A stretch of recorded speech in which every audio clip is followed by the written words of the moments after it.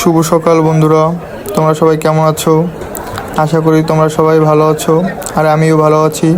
আজকে সকালবেলা চলে গেলাম পাথরঘাটা বিএফডিসি মৎস্য মার্কেটে।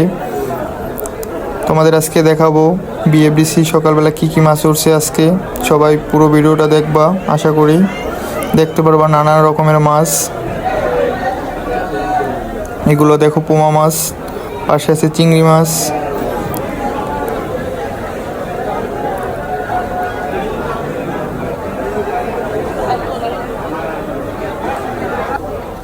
এটি হলো শাপলা পাতা মাছ। কে কে খেতে পছন্দ করো কমেন্ট করে জানাও।